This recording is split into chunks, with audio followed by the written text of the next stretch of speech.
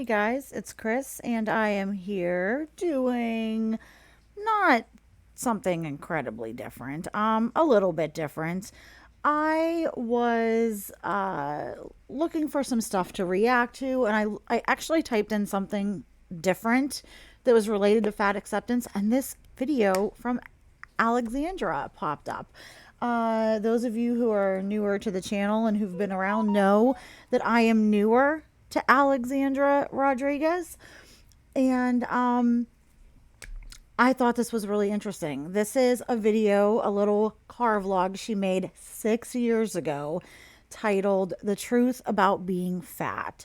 So I thought, I need to learn more about Alex, and I love retro reacts and stuff like that. So we're going to watch this and see what she has to say, see what it's about, and yeah, just go from there. So, uh, first thing I can say is I think that at her core, especially when she was younger, before all the surgeries, Alex was a very beautiful girl. Was overweight, wasn't morbidly obese yet, but I just look at her in this video and it looks like this had to have been about 15 or 16 years ago. She just looks a lot younger, a lot fresher faced. This is obviously before that really bad chin job she had. Um, Her cheeks just aren't as puffy. Her skin isn't as bad. Obviously, she had problems with her skin, but the acne wasn't as cystic and bad as it is now. And she just looked a lot fresher faced and more natural and just pretty. So, oh, just what a shame what's happened to her. Just the excessive weight gain, the procedures in an attempt to kind of hide the effects of the weight, when really the most effective thing she ever could have done was been honest about her eating habits and food and lost the weight and maintained keeping it off. So let's hear what this truth about being fat is. Hey guys, all right, this is kind of vlog style, and as you can see, I was just crying a little bit. Just had a little bit of a breakdown in a car, like we all do at some point. So I don't have my camera, so I'm just doing this on my phone, but I just need to talk about something for 1 minute. She seriously, if you look at this, I can't believe that this was filmed only 6 years ago. Like I said, she looks about 15 years younger in this video. It's just sad how poorly she's aged because of the procedures and the weight. Something that I'm wondering if any of you guys can relate to. Being overweight is it's interesting because I feel like people they think they can say anything to you about it all the time. Like you don't know. Like you don't know you're overweight. Like, oh, I have no idea. I had no freaking idea. And let me tell you, there is a difference between being overweight and heavy and curvy and being considerably obese and morbidly obese. At this stage, Alex doesn't look like she's into the morbidly obese category yet. I even think Alex is one of those women that wouldn't have had to have been really thin to be a complete knockout. Like, she could have been one of those just truly curvy plus size women that at one point she was just gorgeous. I've seen pictures. But she just got out of hand with the eating and the weight, and I think she's been sucked up by a lot of the body positivity, fat acceptance rhetoric. And let me tell you, looking at this woman is a perfect example of how devastating that movement and that message and that death cult that is fat acceptance and body positivity is. Because this is a young, beautiful woman who still had all the potential in the world to lose weight, be healthy, live a great life, have a happy family, have a good career in social media. And now look at her, the health problems, the fertility issues, the excessive issues and unhealthy attitude around weight and doctors and stigma and the denial. It's tragic. It is tragic. So I don't know, it builds up after a while. So I just this morning went to a dermatologist appointment. A dermatologist, they're doctors for your skin. And we had a great appointment. I really liked her. She was a new dermatologist. And at the end, she was telling me, she was asking me if I could talk about something to my primary care doctor. And she was like, yeah, like go ask her about that. Because it's a new primary care doctor that I'm going to be going to. And she was like, yeah, go talk to your primary care doctor about this. And she'll also be able to help you with your weight. And I'm just like, If your dermatologist says that, then clearly you have a problem with your weight.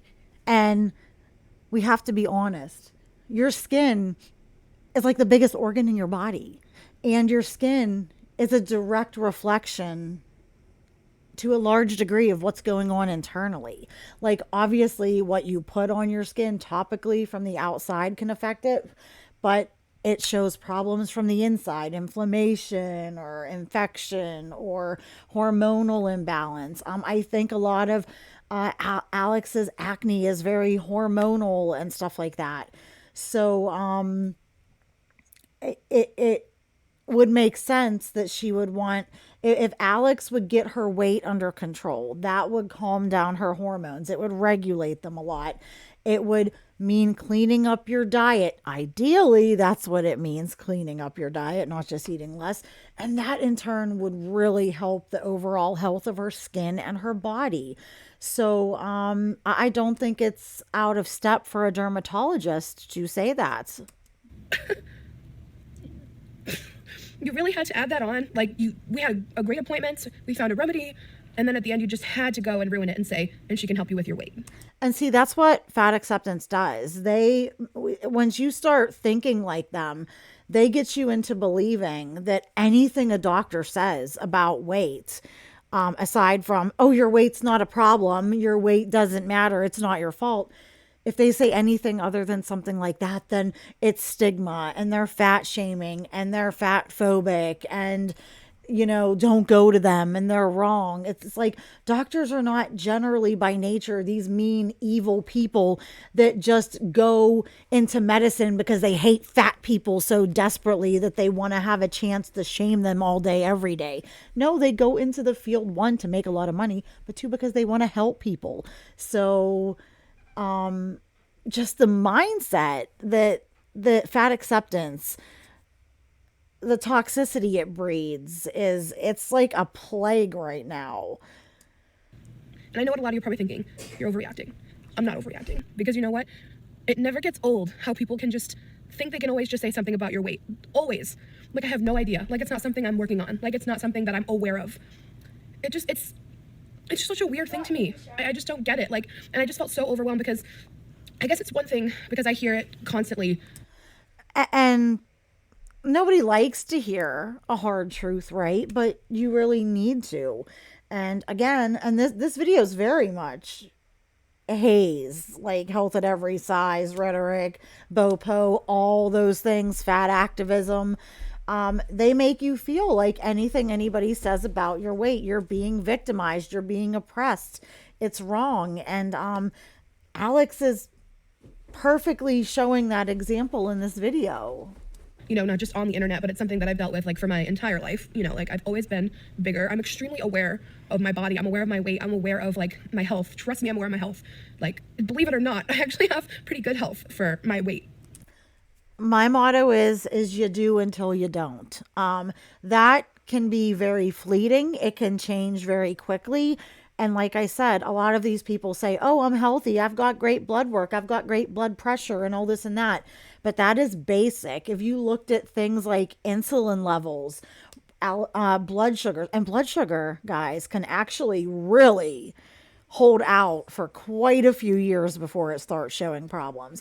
But if you look at insulin levels, look at your liver to see if it's fatty, check your inflammatory markers, the different type, not your cholesterol level, but the type of cholesterol, the size and shape of your, density of your cholesterol particles, triglycerides, inflammatory markers. If you look deeper, if you look at your joints and the state of your cartilage and everything, your skin, your hormone levels, those deeper, more involved tests can quite often show a very different story. You go into the doctor and they say, okay, your pulse is within a normal range, your blood pressure is okay, your lungs sound okay.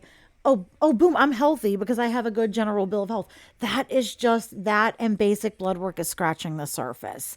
If you are in a category where you are considered obese and above, you are not healthy. You have things coming down the line. This is a very slowly debilitating process where it just kind of just eats away at you and eats away at your health over many, many years. And then suddenly you're not. So you are until you aren't. So that's not a good metric. And clearly, Alex is not healthy. She has hormonal issues if she has very bad, severe acne. And people said she has arthritis now. And she's had fertility issues. So that those things do not say good health. Because that's a whole nother conversation and a whole other misconception. But it never gets old. Like it's crazy that people think they can always just, like, why, like, you really think I don't know, I don't get it. Like, she's a it's not like doctor. you don't hear that stuff all the time. She's a doctor. She is seeing you. She thinks that your weight could have an effect on your skin, which overall it can have an effect on the health of your skin. Any medical professional, if it is relevant, has any reason to mention your weight. And if you're obese, your weight is always relevant when it comes to your health. It just is. Time, like, my mom and I were talking about this, and Her mom, I feel bad. Her mom is like her buddy and stuff. But from the more I watch and from the comments I read from you guys who watch her, it's evident that Alex was set up for failure as far as diet and weight from her mother. Because even being a diabetic, we believe type 1, her mother has horrible eating habits. And I guess her mom was overweight too and just lost some weight. But horrible eating habits, doesn't try to stop Alex now, doesn't try to eat healthy with her, just both enable each other. So I feel like Alex was kind of doomed in the food department and the weight department, probably from a very young age. and we were talking, like, because on the other opposite end of the spectrum, perhaps if someone was in there, like, having a new appointment like me, but they appear to be anorexic or appear to be struggling with a different type of eating disorder. I'm in my car, oh my gosh, I'm at the post office, and they were, like, very, very, very thin. Would she at the end have said, and that doctor can help you with your weight? She might have, because people think that being too thin can like not affect your weight, but actually somebody severely anorexic, or oh my gosh, I don't know if I'll get demonetized for saying that word, so if it's bleeped out, for somebody who's extremely thin like Eugenia Cooney and stuff, they are not just not eating a lot, but they are often restricting fluids and stuff. Their skin can appear very dry, cracked. They can get skin conditions because of it. Their skin turgor, it's called turgor, and it's if you take your knuckles and you pinch the skin and then you let it go. If it bounces back real quickly, that means you're nice and hydrated and you have good skin turgor. And usually when older people get it, because their elasticity is starting to go, but also because they tend to be dehydrated. So if it sticks up a little bit or it's slow, a lot of people with that are severely thin have those problems with dehydration, and that shows on their skin. So yes, they very easily could say something. As far as skin too, with people that are like Eugenia, very, very, I'm just going to say the Annas, they will develop a very fine, fine coat of hair. The same type that babies are born with, that begins to cover their face and their body. And it's called lanugo. And that develops in an attempt to keep your body warm, to try to help warm you and regulate your body temperature. Because when you don't have adequate fat, especially for an extended period of time, your body starts to kind of go into crisis mode and do things to keep your temperature and everything else regulated. So if somebody is extremely, extremely thin, yes, a dermatologist could mention something about their weight as well. I just don't think so. They would. They would, for the most part. If it was critical, they probably definitely would. I think it's the fat thing. And I'm okay with reclaiming the word fat, whatever. Although, truth be told, you're running into more people with problems with excessive weight than you are people with extreme underweight. That's just reality. Fat, skinny, fat, whatever. They're adjectives. But I don't know. And I recently had this kind of big opportunity to do something on a really big platform. And the platform, I'm not going to go into detail, but it was for like a before and after like weight loss thing or like health journey or something. And I was just like, that's what you want me on this big platform? Like, sometimes it just feels like you're only identified as, like, people only see you as fat. That's how it feels. Like, that's what gets so frustrating. It's like, okay, you look at me and that's the first thing you see. And then that's what you start to label me as. I'm so much more than that. Like, on that platform, I was like, okay, well, like, I could have done something awesome, like fashion for a curvier body, or like, But maybe they were doing something where they wanted to show a before and after weight transformation, a full glow up, a change in your lifestyle and health. So if that's the case, then that's why they asked you. Maybe they didn't want to just do a fashion thing. You know what I mean? a really cool winged liner on a hooded eye, like something else that I'm good at. Like, I'm not just my weight. And like, for people to always just like feel like they can say something like you don't know, like it's not like something you think about and something you're aware of. But this person didn't just say something randomly. This was a dermatologist, a doctor, giving you advice that she believed would help with your overall health and the condition that you were there to be treated for. It's so rude. It's rude. And like, sometimes these like And that's what we've come to these days, guys. Like, if you say something that isn't friendly and positive and butt kissy, then you're considered rude, you're considered a troll, you're censored, you're canceled, because we're not allowed to say anything that hurts anybody's feelings anymore. Because that's reality, right? Reality is everything's always nice and happy and wonderful and perfect. There's never anything negative about it. That's the problem, is we coddle too much these days. There's not enough negativity and criticism, and a little bit of shame isn't bad. And this is what happens when you are living your life in a hug box with an echo chamber of nothing but you're amazing, you're perfect, you're the best. I mean, this is what happens. little things will happen and like trigger you, and then it all just bundles up. And like, I left and it was like the last thing she said, so it just really like just hit me the wrong way. And I was like, why did you have to do that? And the thing is if somebody's saying something about your weight just triggers you that much and hurts you that much, then you are not, in fact, happy with your weight. If you were truly happy with yourself, someone could say something and you could be like, oh my God, guess what they said to me, whatever. And you could shake it off and go on with your life because you truly are happy with yourself. The fact that it bothers you so much, these comments and things, it's because it's touching on something that you don't want to face and you don't want to bring to the surface, because it does bother you. Why did you have to just say that? Like, so unnecessary. Like, I'm aware it's something I work on and I don't need you to say it. I'm not blind. I don't know if this video is coming out right. I was just talking to my mom about it on the phone, and I was just trying to figure it out, like how I could express this. And I just feel like someone out there has to relate, where it's just like you feel like it's always the top of conversation. Like, when I was a kid, it was always something that had to be talked about. Like, I went to the gym with my grandma like 3 days a week, 4 days a week when I was a kid. Like, it's always been a thing. And sometimes you just don't want to fucking hear it, because you know it. We're not dumb. We're not.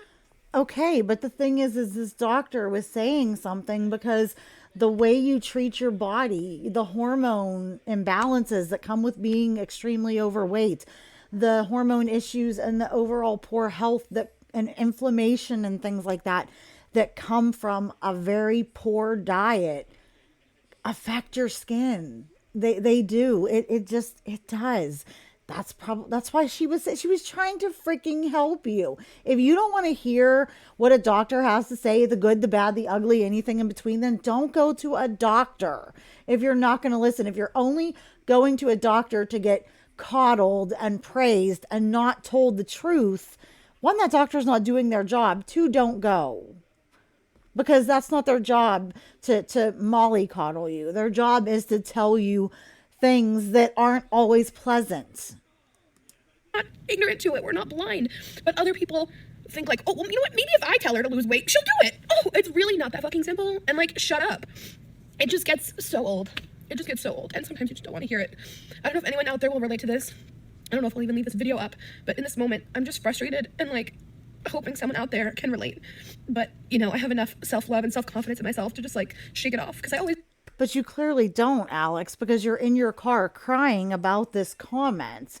So clearly you aren't happy with your weight. And it's obvious now, 6 years later, you've had all these procedures, you've had all these issues with getting pregnant, you've suffered a loss of pregnancy, you've had gastric bypass, you've had these little chin tucks and all this other stuff because of your weight in an attempt to make yourself happier with your size and your appearance without actually dealing with the main problem, which is changing your habits and your relationship around food and eating less and eating healthier and just doing that. So clearly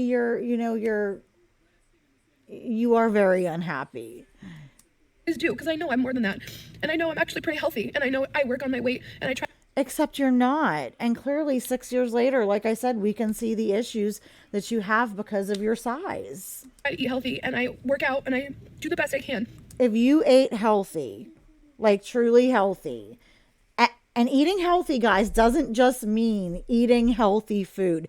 It means eating a healthy amount, eating within a healthy, you know, daily caloric limit, having all your micronutrients and just general vitamins and minerals, things like that.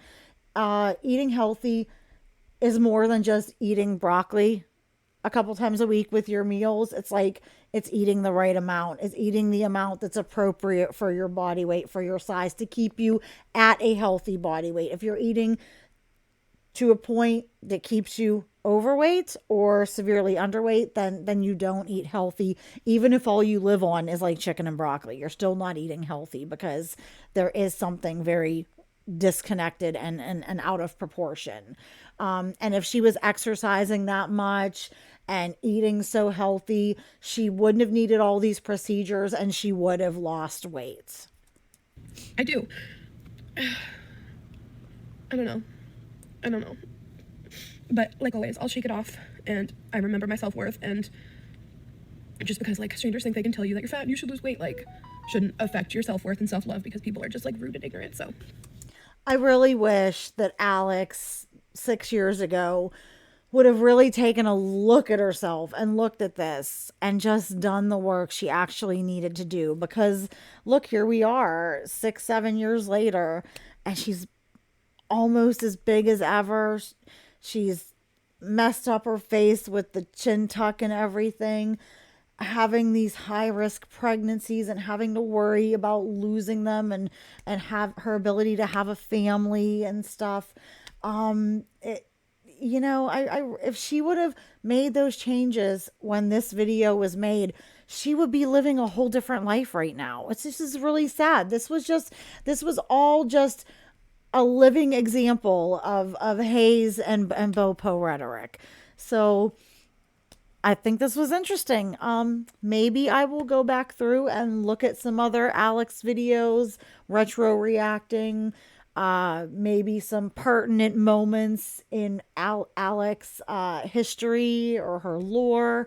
Let me know if you have any suggestions about anything I should check out that you would want me to retro react to. Yeah, but anyways, I just thought this would be different while we're waiting for her to put out another vlog, or for Amber or somebody else to show up, or Foodie to ever show back up. And I have a really hard time reacting to Foodie, guys. I've had a hard time getting a video out on her in a few weeks because I find her really hard to deal with. But anyways, like and subscribe for more content. Let me know what you think in the comments, and I will see you in the next video. Have a good one.